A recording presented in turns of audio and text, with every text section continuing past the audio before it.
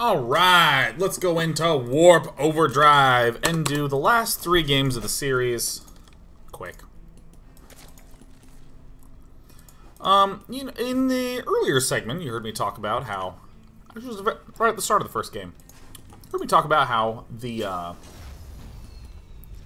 doing things fast is 99% of what makes stuff good in StarCraft. It's doing things at just the right time that is the other 1%. So we're going to see Life do what is a pretty normal looking opening, right? He is going hatch, gas, pool. We are seeing Taeja do a pretty normal looking opening. He got himself up a Reaper, and then he gets a Reactor and a Factory coming up shortly thereafter. As a side note, the proxy hatch build has the hatch finishing right now. Actually, a little while ago. The queen's almost out. Ooh! Pretty insane, right? Pretty insane how fast that queen's coming out and how it comes out at a good time. But anyways, on this map, here's a really common, really strong strategy. Putting a tank here to shoot here. Zerg player wants to take this, you can put a tank here to shoot here. So Taeja's just gonna go do that. Now, as we talk about timing, we see Life. He's taking his third. He's getting extra queens, spreading the creep, starting to kill stuff off. He gets a Spine Crawler, 640. These timings aren't super exact, 637, thereabouts is fine. We see another Gas Geyser go down here. We see 10 Lings getting built. It's easy to look at this and say, oh, it's random time. He's just getting it to knock down the walls. Important things to note, if you're Life, you're going, dude, I've seen no Hellions. There's been no Hellions, emergency, he's doing something weird. Look at this. Look at Life go. Life hasn't seen anything. He's building a Baneling nest and only Zerglings. He's seen no Hellions. He's seen no Hellions. What's really good at holding off Ling Baneling all-ins? Hellions. He's seen no Hellions. Here come the Zerglings. He sees no Hellions. Still building a crap ton of Zerglings. And then right as this shows up, gets out of the way. And he kills this off. A doom, doom, doom, doom, doom, doom, doom. We got some Hellions from Taeja. Not a lot of Hellions. Not a huge amount. Rink. And it's King Rally of Rally It Up. Rally it up. Right? We saw no Hellions. Wait, we saw no Hellions. Screw this guy. He didn't build Hellions. Screw this guy. I'm all in. Bam. Easiest win. Ba-doom, doom, doom, doom, doom, doom, doom.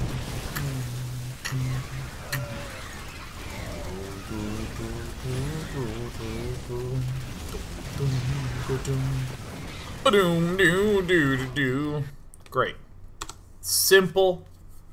Weird looking time to suddenly flood in with a lot of Zerglings, but hey, we're getting close to 7 minutes, and oh my god, we have seen nothing.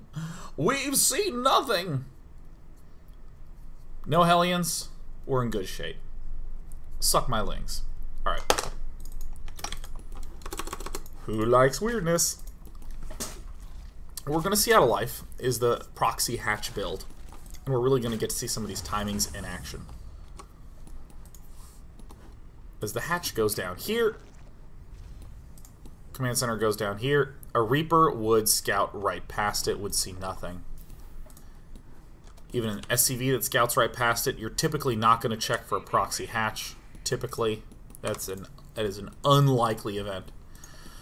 Taeja is very unusual in that he is one of the guys who likes to get a good amount of Marines early on. A lot of players like to rush to get the factory up. So Taeja scouts this because he didn't see anything with his SCV and just plays this like a freaking brilliant man. No add-on at the barracks. Instant factory. Come on, give me a factory, Taeja. Bam! Builds the factory in a walling fashion. So good. You don't get the second supply depot here because this command center provides the supply you need to break through the 20 supply limit. So Life is actually just going to pressure this. Because, believe it or not, a spine crawler outranges a barracks with Marines in it. So you gotta just make sure you position your spine crawler properly. Look at this tech lab getting built right now. What a hero. And Taeja is just layering up bunkers. He's not cutting SCVs. He's just building a lot of bunkers. And makes sure to get a fast tech lab to get fast tanks up. And Life builds a bunch of banelings. Kinda messes up on those explosions.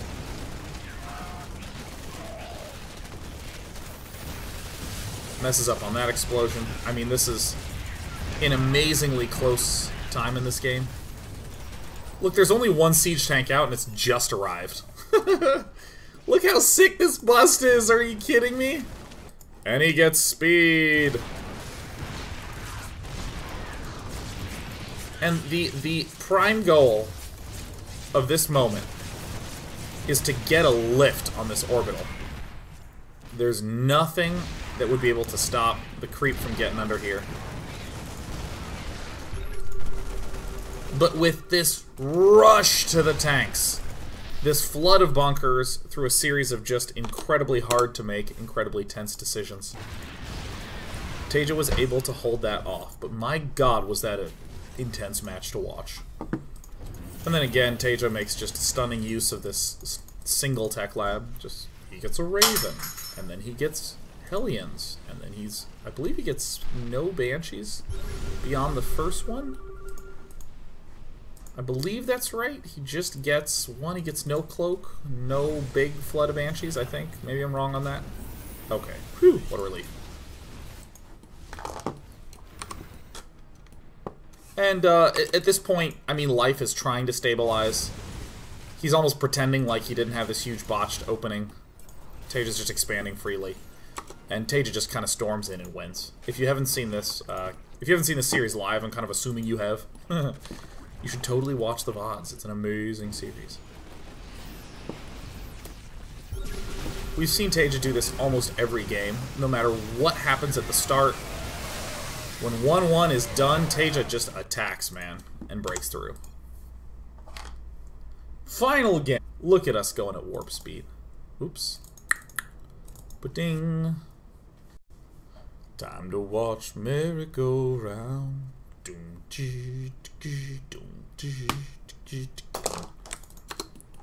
Cool little maneuver that we're going to see in this game.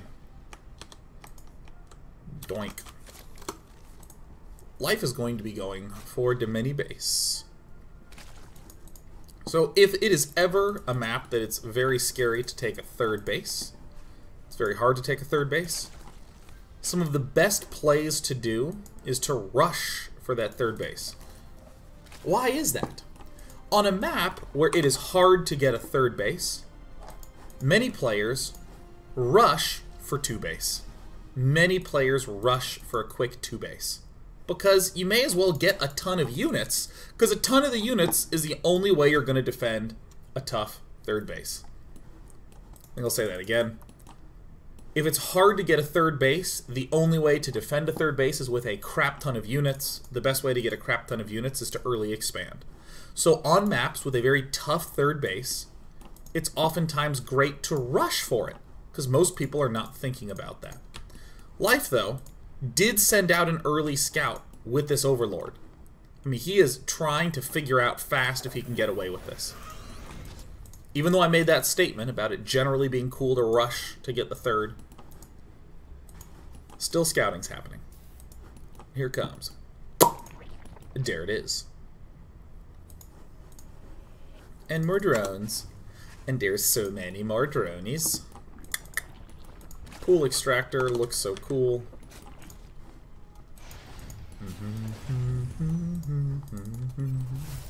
Taeja, I think, makes a lot of sense what he's doing. Taeja's saying, dude, if it's hard to take a third base, I'm going to go so hard on the economy. I'm going to get the biggest 2 base. Woo! I'm going to get this third command center up.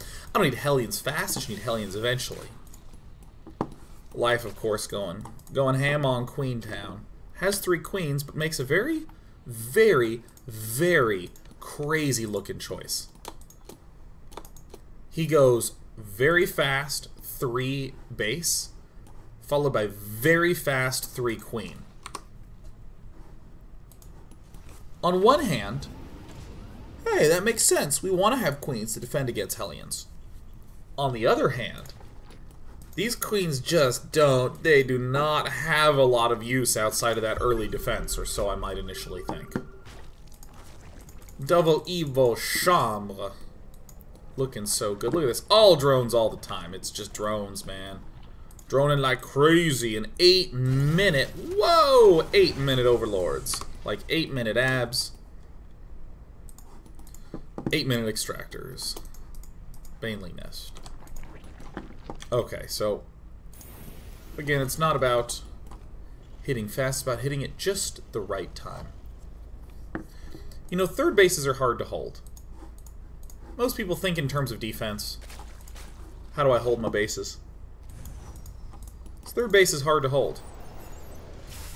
When does this normally move out, this orbital command? Between like 8 and 10. Look at this. Look at these queens. Look at them. Look at them. Okay, let me, oh my god. Oh, dude. When does the third normally land for the Terran? Between 8 and 10 minutes. Most often close to 9. Look at this. Here they come.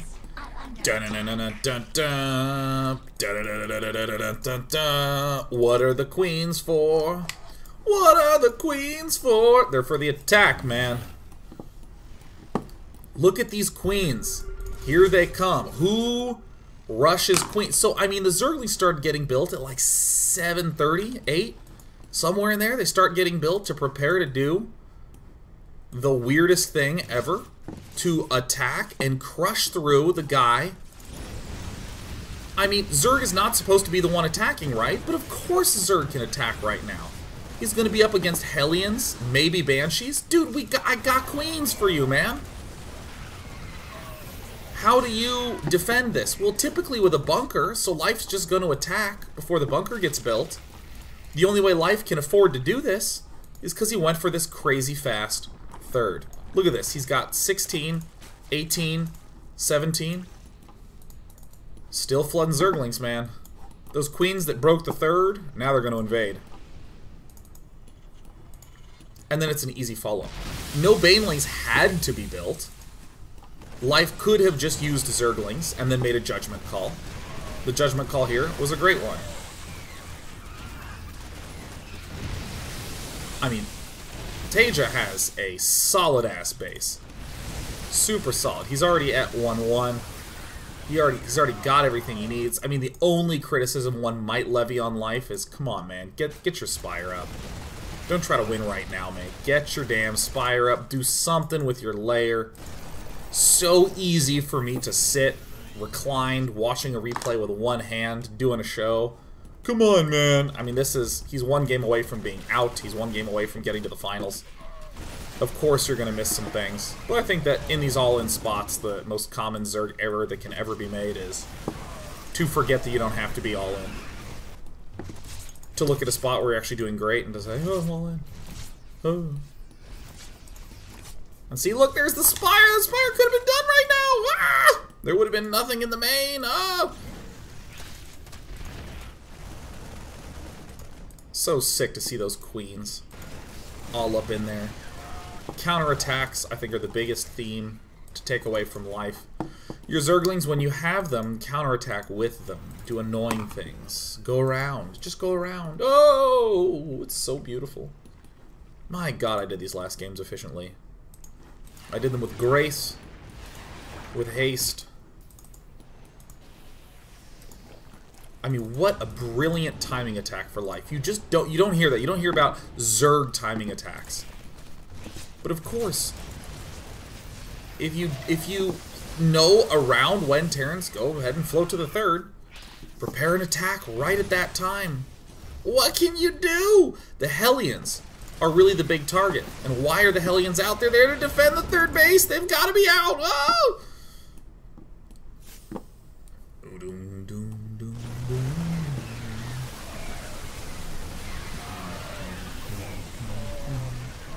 My god, Taeja has good micro.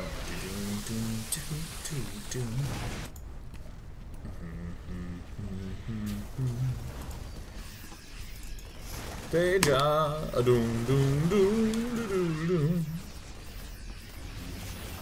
I mean, you know how this goes. Command center gets killed by Zerglings. Ooh. Here's something that I want to stress. Nope, come right here. Come on. Perfect. So we're at the 7-minute mark, right? We're gonna stop here at 7:30 because this is when the lings start to happen. Look at the drone count, 47 with 7 in production. It's gonna be close to 60. A beautiful amount of drones to have. 52 with 5 in production. 54 with 8 in production. Yeah, it's getting past 60. 58 plus 6 is over 60. That's a lot of drones. How the hell does life have so many drones? This guy has been doing work producing so much larva. I mean, so freaking much. To just to stress numbers that you don't need to know, but that make me feel nice. Okay. This hatch was done at 5 minutes. That's 1, 2... well, the queen's out of the way. There's 3. There's a 4th and a 5th. There's 5. And then here's another 4. Come on, Queenie. 4, there's 10, there's 11, and 12. Alright, this is so much extra larva. This is like 12 to 16 extra larva, depending on how you want to count it. A lot of times, this hatch at the 3rd gets started at 6 minutes. 6 minutes for this hatch. Well, it takes 100 seconds. It finishes at 7:40. This thing's been done for so long. So if you imagine your drone count down by 16, down by 16 would put you at 44 drones. If you built a bunch of lings and a timing attack didn't work, you'd lose the game. You'd be at 44 drones. But here Life, who's flooding all these Zerglings. The timing window almost opens itself. And then, oh yes, I would love these Hellions, thank you. Yes, I do agree. I'd like to rally many Zerglings up here. Look at this. 64. Not shirking. So let's cut to the end. Let us cut. So we see Taeja do his best to hang into the game as he does. The Mutalisks are out though. 2-2's done.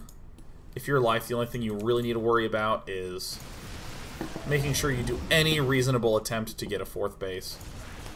I mean, I say any reasonable attempt because you don't even really need the 4th. You just need him to need to kill the 4th.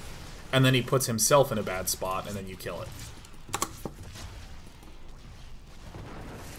Down the hatch.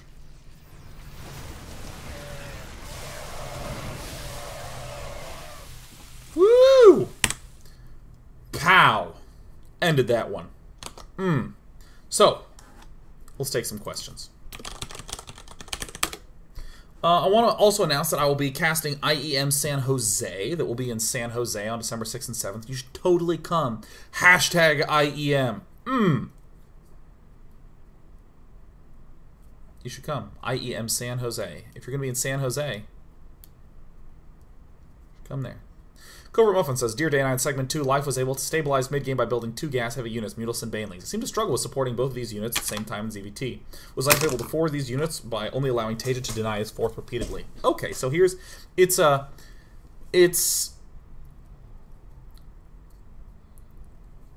not that Life had so much gas that he was able to build both of those units. It's that Life had so few minerals that Mutalisks and Banelings made up a disproportionately large amount of his army. Life had an unhealthy mid-game because he did not have a 4th base. But since both players are running out of minerals, what happens to Taeja? Taeja's army actually just gets smaller. You need minerals as Terran to build more Marines, because that's the core thing in your force. Widow Mines, still mostly minerals.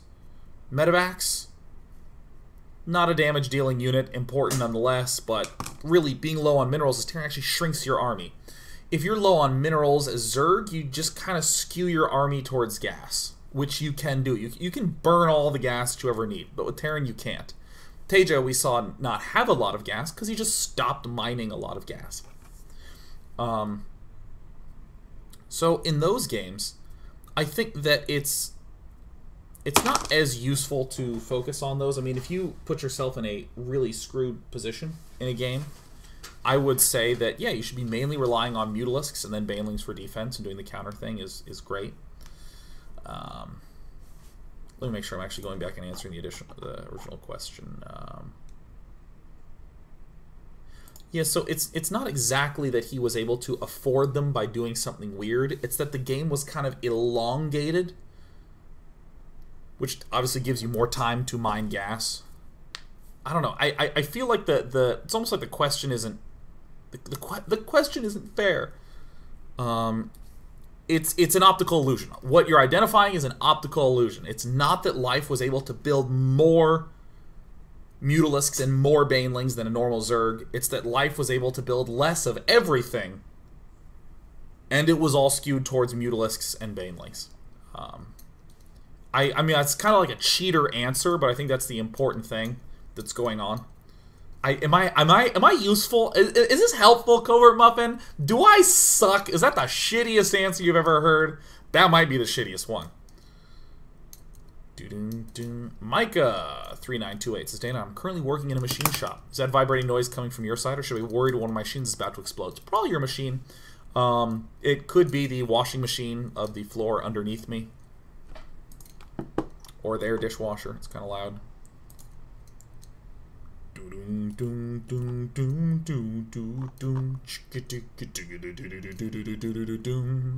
Tortuga says, Day 9, when going for the 1-1 timing like Taeja, is it better to get barracks 4 and 5 before the E-base? Nope. No. No. Nope. No, sir. Get the 2 barracks, get the engineering base. Or get the engineering base and then get the 2 barracks and then get 2 more barracks. But don't get 5 barracks and then get the engineering base. Just nope. No. No. No.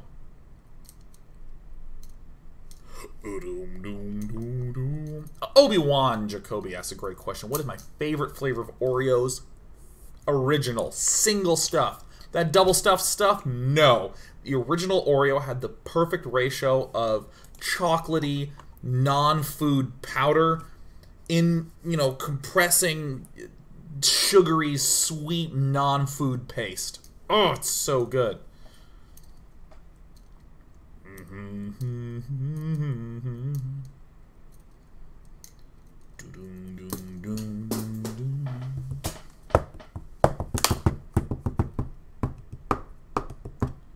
Drakari asks if the next daily is about life versus MMA. Yes.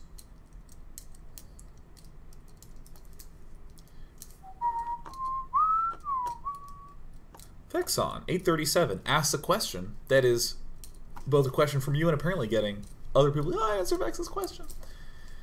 If I could implement one thing or change into Legacy of the Void, what would it be?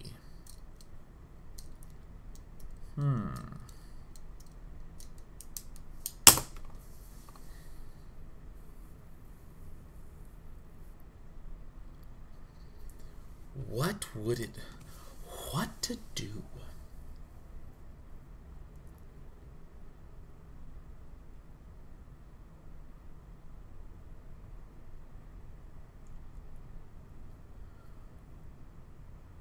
It's not one thing, but it's a general thing.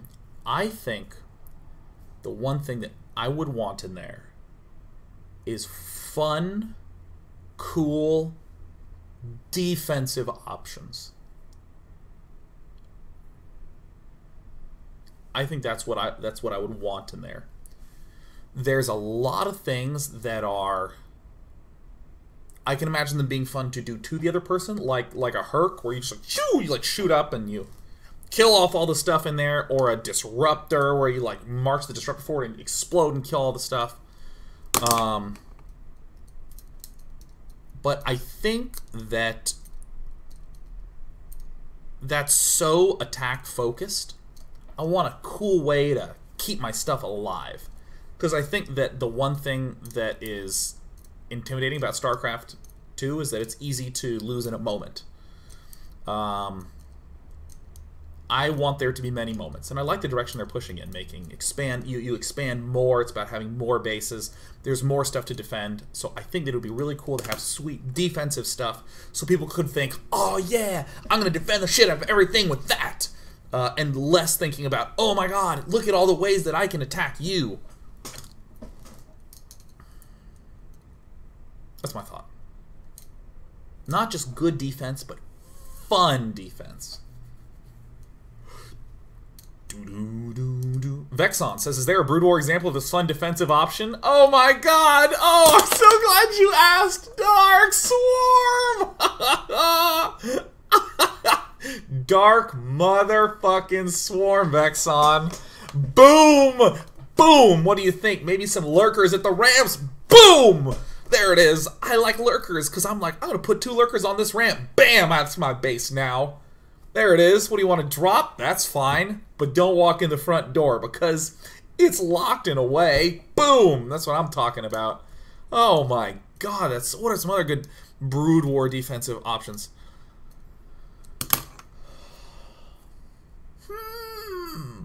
God, is that really what my head looks like from the side?